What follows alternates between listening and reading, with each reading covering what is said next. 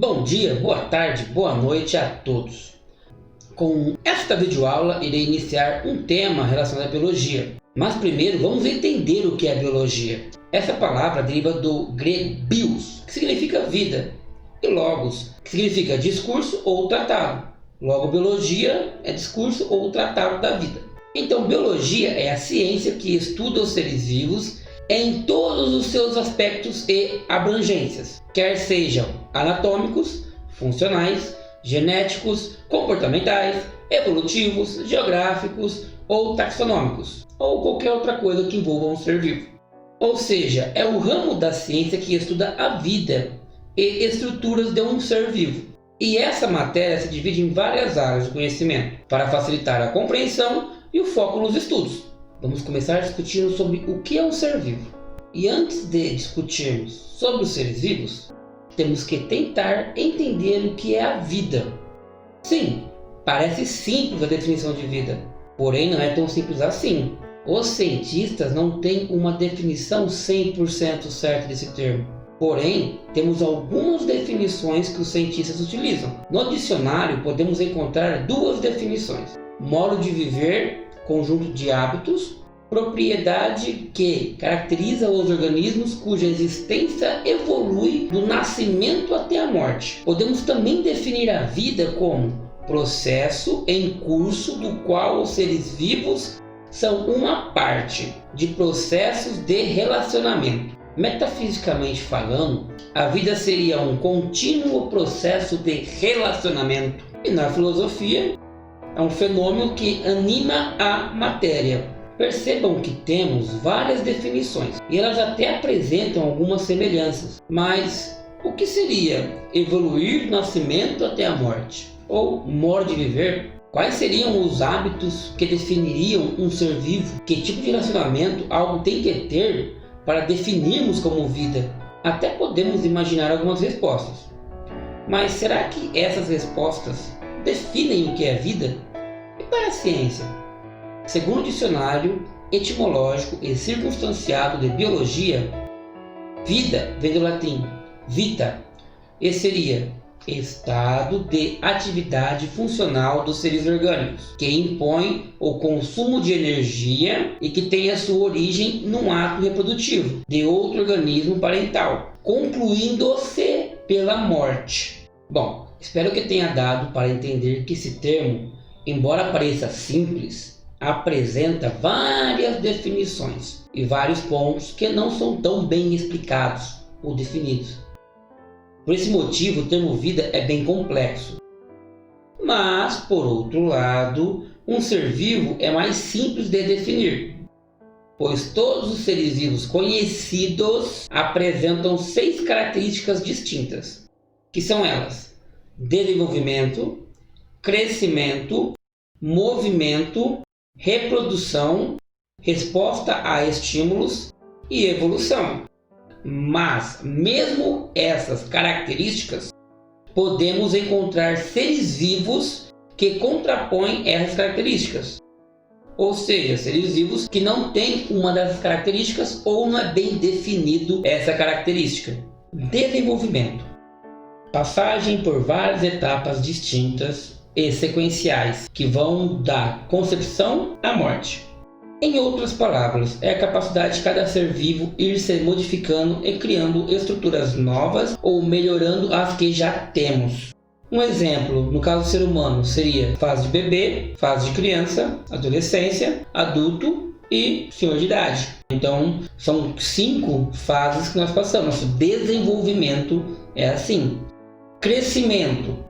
Absorção e reorganização cumulativa de matéria oriunda do meio, com excreção dos excessos e dos produtos indesejados, que seria a urina. Ou seja, quando os seres vivos se alimentam, eles pegam as estruturas que absorvem e transformam em outras coisas para utilizarem. Para ficar mais simples a compreensão, imagine que você está comendo um bife. Seu corpo não vai pegar esse bife e colocar no lugar do seu músculo, por exemplo. Ele vai pegar esse bife, vai quebrar ele e as partes dele ele vai usar para construir aquela parte no seu corpo. Um exemplo para ficar bem simples: Minecraft ou Lego, dependendo da sua idade, você vai conhecer melhor dos dois. você tem lá uma parede de uma casa. Para você construir a parede, tem vários blocos ou a pecinha do Lego. Aí você não quer mais aquela parede, você quer construir um barco naquela parede. Você derruba a parede, pega os blocos da parede e reorganiza ele para formar um barco. Então o crescimento seria mais ou menos isso. A gente pega o que a gente comeu, quebra em pedaços menores. Esses pedaços nós reconstruímos o que nós iremos precisar para o nosso corpo. Movimento. Em meio interno, dinâmica celular, acompanhada ou não de locomoção no ambiente. Quando pensamos em movimento, imaginamos o movimento de um corpo, que seria a locomoção do ambiente. Porém, esse movimento pode ser o movimento das estruturas que formam o nosso corpo, as células. Irei explicá-las em um vídeo mais para frente. Mas para simplificar e você já ter uma visualização do que seria a célula, posso pegar o mesmo exemplo do crescimento. A parede da casa, que foi criada no Minecraft, por exemplo, ou no Lego, são formadas pelas peças ou blocos, correto? Ou seja, a parede da casa é formada por várias estruturas menores que ela, que juntas formam a parede. E essa parede se juntam e formam a estrutura da casa. A casa seria uma analogia, uma comparação com o nosso corpo. E o bloco ou peça seriam as células do nosso corpo. E ao contrário dos blocos e das peças, que são estáticas, paradas, nossas células se movimentam para que possamos fazer as atividades do dia a dia. A reprodução, capacidade de gerar entidades semelhantes a si própria. Bom, essa é a mais básica. Os seres vivos têm que ser capazes de produzirem descendentes, ou seja, outros seres iguais ou semelhantes a eles. Respostas a estímulos: capacidade de sentir e avaliar as propriedades do ambiente e de agir seletivamente em resposta às possíveis mudanças em tais condições. Como o próprio nome já diz, é quando interagimos com o meio em que estamos, igual nesse exato momento.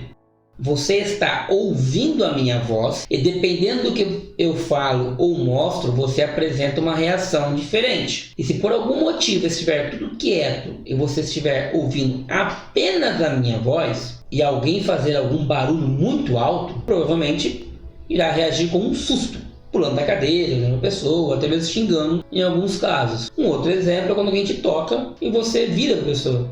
Evolução: capacidade das sucessivas gerações transformarem-se gradualmente e de adaptarem-se ao meio. Em outras palavras, é a adaptabilidade, ou capacidade de se adaptar às novas condições do meio em que vive. Mais ou menos a teoria da evolução. Nós, seres humanos, temos algumas estruturas e perdemos algumas estruturas de acordo com a evolução da espécie. Um exemplo bem simples é o famoso dente do siso ou dente do juízo. E como alguns seres humanos não têm esse dente e outros têm, poderia ser uma alteração, uma evolução que mais para frente pode ou não fazer uma coisa boa ou ruim para a espécie humana. Tendo essa definição em mente, posso iniciar a explicação do meio ambiente. É duas palavras. Meio vem do latim médio, que significa lugar onde se vive, com as características e condições geofísicas, e ambiente, o conjunto dos fatores não vivos de um ecossistema. Na definição do meio ambiente, encontramos duas etimologias, que juntas